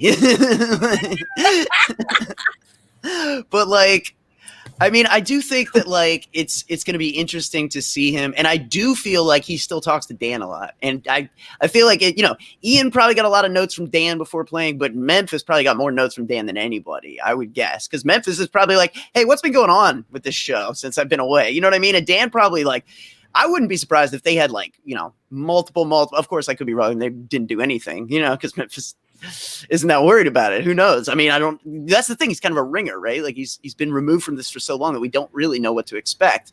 But I mean, I think Tyler makes some really good points about like just some of the social seeds that were clearly there in his game the first time. You know what I mean? I mean, he's clearly in danger and is able to spin his own way off the block when Dan's not in a position to help him more than once in the early stages of the game. Yeah. He's able to make sure Jesse goes instead of him. Then he's able to make, Angie. I mean, all these people who maybe should have gone, he had already won a car and money and like, he's clearly capable of winning comps. Like these people should have stayed over him. And, I mean, the knock on him obviously is that he should have gotten rid of Dan. But I give him more of a pass than I give Cody, to be honest, because, and I wasn't really watching Big Brother then, but my understanding is that in like Big Brother 8, Big Brother 9, Big Brother 10, like the hangover of All Stars 1, the romanticism of Chilltown, of this duo that never turns on each other no matter what, was like at an all-time high, right? Like fans cared more about seeing the loyal two than they did about seeing the person who was willing to cut that person to win the game, And I think John and Netta and Big Brother Canada too really were the first ones to normalize like cutting someone you're that tight with and making it okay and winning the game. But before that, it's like Big Brother wasn't really about that. You know what I mean? And like, I totally agree with you, Beth. That is the right move. But I do think it's maybe a little bit of product of the times that didn't even enter his head. So I'd be really interested to see if he would, approach it differently. Absolutely. Yeah. All right. Well, I have the next pick. I've been thinking about this the whole time. Do I go with the devil I don't know, the devil I do know with Christmas, or Enzo? Memphis was the one I was thinking about with Davon, by the way. Okay. I was surprised he fell so far. I'm going to go with Enzo. I see Enzo as the most capable player out of these three. Of course, Christmas was like just another number for Paul the entire season. We'll talk about Christmas, but Enzo, of course, is the mastermind behind the brigade. He is the one that brought them all together in like, I think the first week, like the 4th or 5th day of Big Brother 12. And he was the one that really held together the alliance the entire time. He was easily the mastermind, the meow meow, if you will. Do I think he's going to win this season? No. But I've like whenever we've done like fantasy, like Big Brother All-Star casts, like to me, Enzo has always been there because I think he's a very good social strategic player. And I'm excited to see like what he does with this second chance. Andrew, what do you think? Enzo is in this season because other people from his season said no. Hey, any way you get there, right? Dude, I know people that talk to Matt Hoffman and they still can't get a hold of this guy. I'm still holding out hope it's Matt. Like, that would be cool. I don't think I would touch with Matt. Matt's awesome. I have somebody who's texted Matt, and Matt was plenty of people have texted him. Nobody has been able to FaceTime. Oh, okay, gotcha. Like, no, I'm talking people from his season are reaching out to me like, yo, just so you know, nobody has seen Matt's face for like 3 months. I'm like, really? I would be so happy with Matt Hoffman. I would love that. Only really from the Big Brother Sequester mini. It was just, I mean, gameplay was there. Yeah. So I think that again, Enzo is there because of that. My thing with the Matt Hoffman, I don't think CBS casted anyone that had anything to do with Sequester, and I hate to say that. I don't like that. Sure. I'm a Sequester proponent. I was OG production. I've been around the Sequester block since season 1. Unless they're related to Vanessa, then they'll consider you. Yeah. I don't see that being the case. I would love to see Matt Hoffman. Matt Hoffman's one of my favorite players to ever play the game. Oh my God, I love Matt Hoffman. Brittany said no. Matt Hoffman said no. I feel that was an Enzo there. Am I saying Enzo's a bad player? I think Hayden too, maybe. Yeah, Allegedly, potentially. Yeah. Hayden said no. I kind of think that because he was on Survivor, they didn't want to put him in this season. But then that doesn't make sense with the challenge. So maybe I'm wrong on that. Maybe he was on, and then people were blowing up his politics on Twitter, and he was like, "I'm out." I could see that. I think Enzo's a bad pick. No. Do I think there were other people from his season that could have been represented better? Sure. Absolutely, yes. All right. Yeah, I mean, Beth, you haven't seen Enzo's season, right? So I haven't, but I have a lot of when I first really joined BB Twitter and was really involved with the feeds and such, I kept hearing about Enzo from people, like how much they wanted to see him back. And it was really interesting that was somebody who, and like, I'd never seen this anywhere else. Like you never see CBS talk about Enzo. You never see that kind of stuff. So I was interested when people were constantly talking about Enzo. So I'm excited if he's in the cast to see what he has. I'm probably alone in the aspect that I would have preferred Lane. Dude, I've heard Lane is really awesome in person. But like, I think I wasn't watching. Like surprisingly, like Lane's mad cool. But like, I think Enzo is an example of somebody that like I wasn't watching feeds back then, but like my understanding is he was telling a lot of like really funny stories that were also really raunchy. So like, if you're gonna do a draft of like who's most likely to say something that gets feeds thrown down for a little while, like I think Enzo's probably a good pick for that draft as well. You know what I mean? Of course. Like, I mean, he's from like the Jersey Shore and he's happy to say what comes to mind. You know what I mean? Like, I remember there was a comp that he played in where he had to count to 10 minutes and he was like, "That's easy. That's a quickie with the wife." And I was like, "What?" Yeah. Does she want you saying this? Yeah. Is this what she signed the disclaimer for? Right. He tweeted, "No, it's more like 10 seconds." But Yeah, right. Do you think that there would be a New Jersey connection between him and Cody? I mean, Cody lives a half an hour away from the Jersey Shore. I mean, I do know that like when Cody, like scooping him in for own alliance. They were both at the one like New York thing when I was living in Maryland. The one thing I actually was willing to drive to New York for, I still can't believe I did that, but it was like Andrea and Meg's like combined Survivor Big Brother. I went to that. Meg's birthday bonanza. And that was also incidentally where like I was getting in a cab that night and I'm like, oh, that's Meg and Mike Holloway hooking up. What the hell's going on? Yeah. And then they ended up like getting together long term. I'm just like, oh, that's the night that it happened. Mm-hmm. But how does it feel that you were there on day one? No. But Enzo was there. Wedding. And the Calafioris were there. And I think that's my point, right? It's like anytime there's been a New York, New Jersey meet and greet, I think all those guys have been there. So like just by virtue of those events, I think they're familiar with one another. Yeah. All right, Alex. Well, you have a really tough choice here. Call. Two really worthy all-star players. Unknown potential versus no potential. What are we doing? Yeah. So let's hear it. What's your last pick?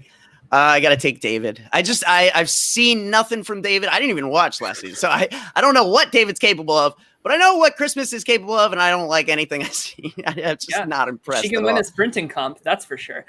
Well, she can be allowed to win a sprinting comp with a broken leg if somebody sets it up in advance so that she is able to do so. Like where literally everyone else false starts. Like, yeah.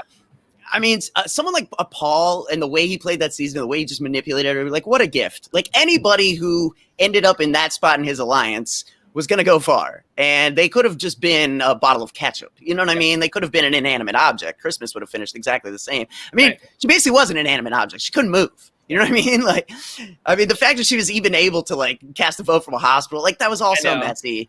Terrible. And like, that's the only like justification for her to be an all-star. It's like, why is she an all-star? Oh, well, she's the only person to cast a vote from outside the house. That's not an all-star worthy behavior. Like, I don't know, man.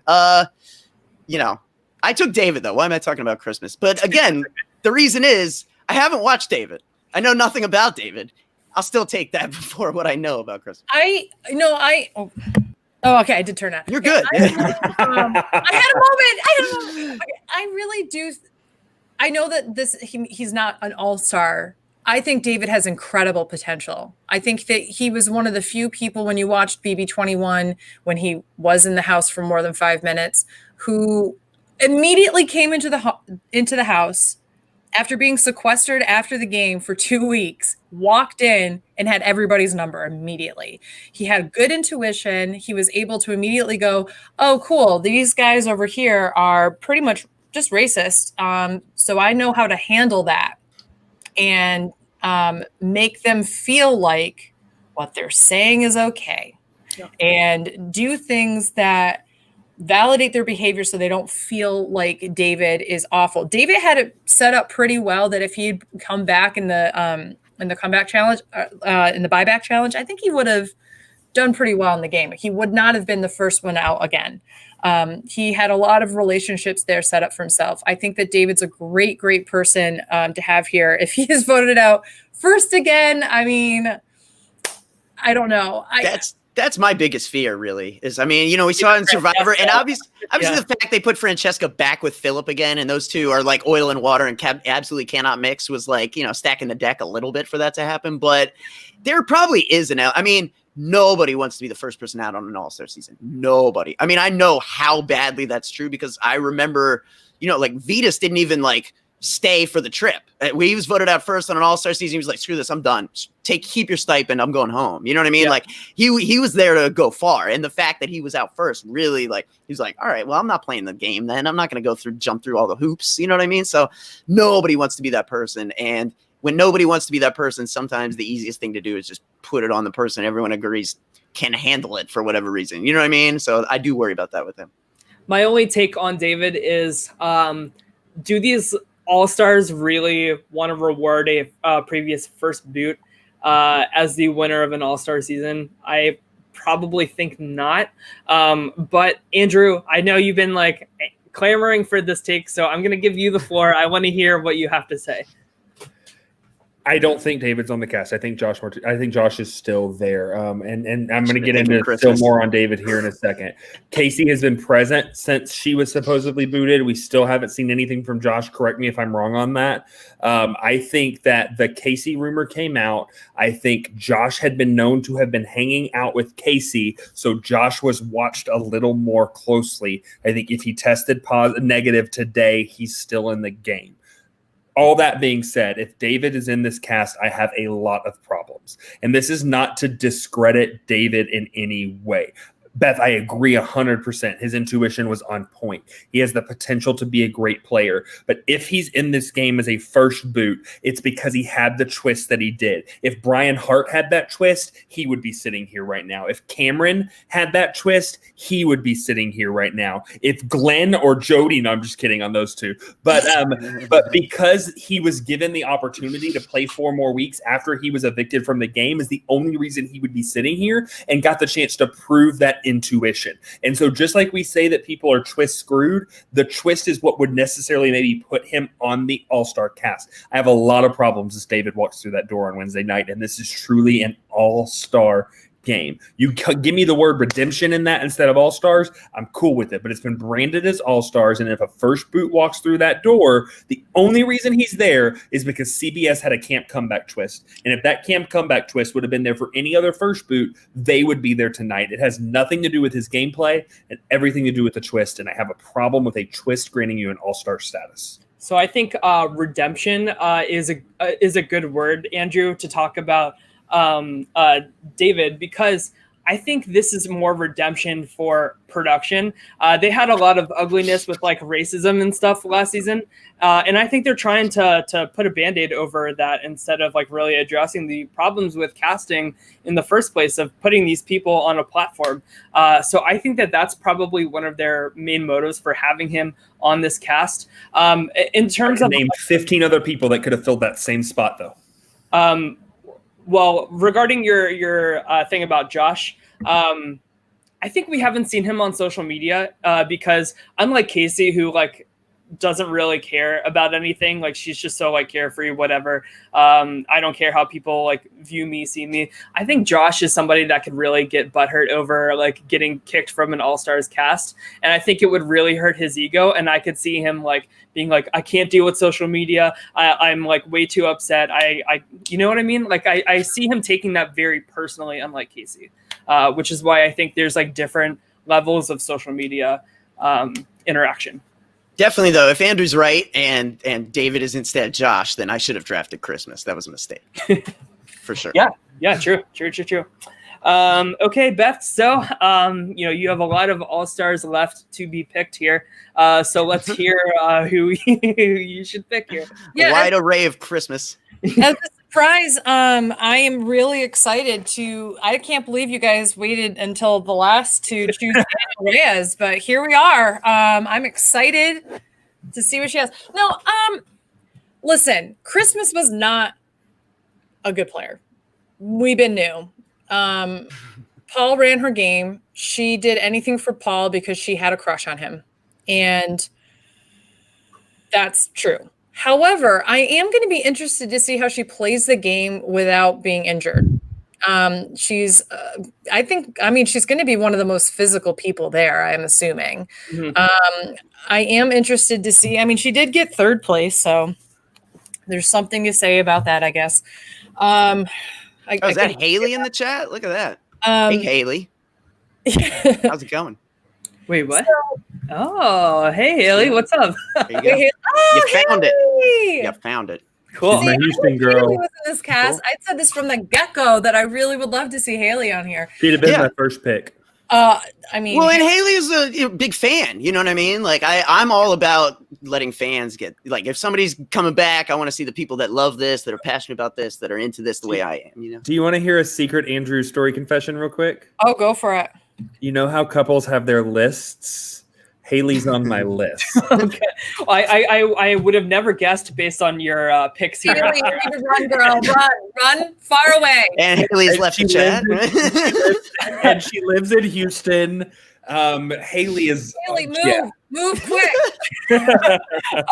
So before Haley says, "Oh gosh, what did I just click on?" So let's talk about another blonde here. So I think Christmas, of course, is a very big question mark in terms of like why she was asked back. Of course, like the whole broken leg thing is like, I think that is going to be her redemption story. But more so, another part of her redemption story is I was so played by Paul the entire season, just like everybody else. And I really wonder how that's going to affect how she wants to play in this second chance here. In the brain steal we did, I had said that her and Cody had a romance, but I actually think that her and Cody could be a really good pair for one another. And I think that they could look out for each other and keep their names out of different people's mouths in the season. So I really hope that she aligns with him if she wants to make it far. I just hope that, kind of like how people say about Ian, he shouldn't have won. People don't really give Christmas like any kind of credit for like literally no game that she played in Big Brother 19. So I worry that she might go in trying to play a little too hard.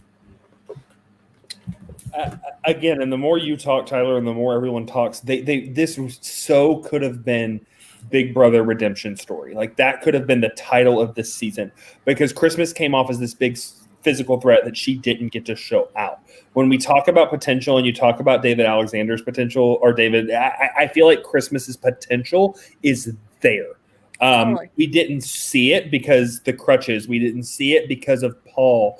We didn't see it of that. She's on pain meds the whole season too. She probably wasn't thinking clearly. But how will? So my two things is one.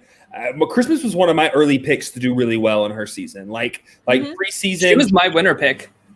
She was my winner pick for a lot of people's winner picks. But how is she going to do without hospital interruption? Yeah. Right. Like a lot of people say she was fed information while she was in the hospital. And I have a big problem that she left the house and came back. I have a huge problem with that from a game point status. Is there story to be told? Is there a chance for her to do well? Absolutely. But I just have a problem with her story overall. I feel like if you left the house for injury and had to be in the hospital, she should have never been in the game. And therefore, I have a problem with Christmas again as an all-star. Is the potential there? Yes. Is it warranted in this season? No. Sure. Well, yeah. And I mean, if you're talking about like what's the thing that makes her unique, I mean, the only thing I can really think of is that she's the only person to cast a vote from a hospital bed. And that's not like, if we're like listing, the resume of all-stars, like that is not an accomplishment of an all-star. That's the accomplishment of someone who played once and should not be invited back. Like, and it's not okay. Like that was such a problem I had with that season. Mm-hmm. And a lot of people were seeing it being fed to Paul and that is there, and I just have a big issue with that overall. Because this though season is starting in August, Christmas might have a chance to win it at Christmas, but other than that, that's the only thing I'm counting for. Yeah. We'll butt heads. Sorry. Haley, if you're in the chat, I want to hear who your winner pick is for the season. But Beth, did you say anything about Christmas? I forget. No, I just said, I know that people say that there's a lot of unknown potential with David, but I also kind of feel like we don't know what Christmas's potential is because she did not get to play the physical portion of her game, which is what she was banking on going into it. I do think that BB19 was a trash, dumpster fire of a season because there were so many awful, toxic personalities on that. And for a long time in that season, I still maintained that she was one of the better ones. And then it just got bad, in the middle of jury. She was never as bad as Alex. She was never as bad as Paul or Josh or Elena or whoever. She was never somebody that I immediately went, oh, I can't watch Christmas right now. I said that to about literally everybody else for the vast majority of the season. So I do think there's social chops there. I'm hopeful when she's not on pain medication, not on crutches, and hopefully is not, developing crushes on people. I don't know. I think that I'm excited to see what she has to bring. I really am. I'm not going to shit on her. I really am not. Because I really don't think that, I think she got more than a fair chance to play. I'm going to put that out there. Yeah. I think she got too fair of a chance to play, to Andrew's point. But I am interested to see what she does, considering BB19, BB21 were arguably awful seasons for very different reasons, but for also because of the social component of those games. And I want to see somebody from BB19 come back and show us, is this season worthy of talking about? And as Andrew mentioned, if Josh is there, I think that really helps out Christmas. If Josh is there, that was her number 2. Her number 1 was Paul, her number 2 was Josh, and it was so funny that she didn't get to the final 2 because both of them were she was the middle person for them. So that's why I'm interested to see what happens with Christmas. If she's not in the season, is anyone upset though? No. Literally nobody. because if she's not there, I hope Danielle Reyes is, right? Any replacement I'm going to be more excited about. That Danielle Reyes is there because look who gets. I don't know. She's starting a podcast, right? I think that hurts. That hurts the odds. Now that the cast is over, I do give weight to a little bit of the rumor. I do think that we're going. So if the cast is 16 people, right? I think there's going to be more than 16 people show up on the show tomorrow night. I think there's a chance for that. Yeah. I think that there is a pool of 20 to 22, or I think 20 to 24 people were sequestered. And I think everybody that was sequestered that tested positive is going to have a a production influence shot to enter the house, because I don't see anybody sequestering in that place for 2 weeks and doing all of this if you didn't have a shot to return. I don't see anybody saying I'll do that as an alternate. I'd trash the set. I think we're going to see 20. I think this is. I think we're in for a lot of surprises on Wednesday. I truly do. I hope so. Yeah, and a really exciting move in. I'm in whatever the competition is and that kind of stuff. I'm going to take the step back and say I'm just thankful that we have Big Brother. I'm thankful that we get to see, for me, players I've never seen before who have been hyped up. I'm also excited to see some of these players that I have seen before. I love returning seasons, not when they happen all the time. Looking at you, RuPaul's Drag Race, you need to calm down the All-Stars every time, every other season. But I love when you see people that you've gotten to know, and maybe those that you don't know as well, come back and get another shot and try to improve upon their last time. So, yeah, right now when there's nothing else going on but speculating, we could absolutely go, this isn't all stars, blah, blah, blah, blah. But that should literally be the least of our worries. We're in the middle of a global pandemic, and I can't wait to have Big Brother on our television again. That's exactly my point, Beth. Is like I saw like a few times in the chat, like, oh, this cast is trash. No. This cast is a lot better than I would have expected Big Brother production to be able to do. Justin, Cody, Mark, and Elena, come on, guys! Yeah, like, and in the middle of a pandemic, much less. So The first thing I had ever heard about All Stars, when I first was told there's going to be All Stars, like at the beginning of June, I had heard don't expect anyone from pre Big Brother 16. yeah, No one. and that's what I expected. So with that in mind, yeah, I mean, Alex, and you might say, is there any rumor as to when the feeds are actually starting? dude, I wish, man. I have no idea. And, yeah, I mean, a live movement is super cool, but I need feeds the first night if we're going to do that, man, because, I just... Especially in the All-Star season, because there's not that happens. acclamation period. There's not that That's when get to alliances know you period. There's not that chit-chat of, oh, who are you? Like in an All-Star season where you want to see that from You're going to hit the ground running. We need to see that. Totally. Hope we get feeds night one. I did hear the rumor that the original rumored Sunday was a recap show is axed and Sunday's a true show. I have heard that, which makes me feel hopeful for a feeds Wednesday night. Great. Good.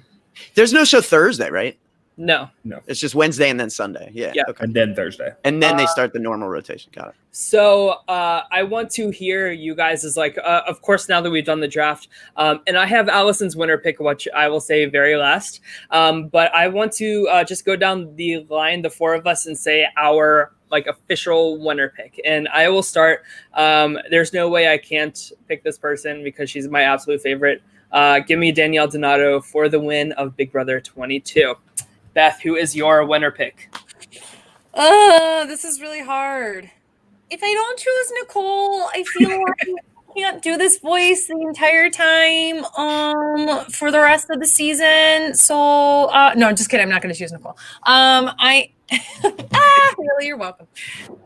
Where was my thank you? I put you on my list. I think she's saying, thank you. It's I'll consider it.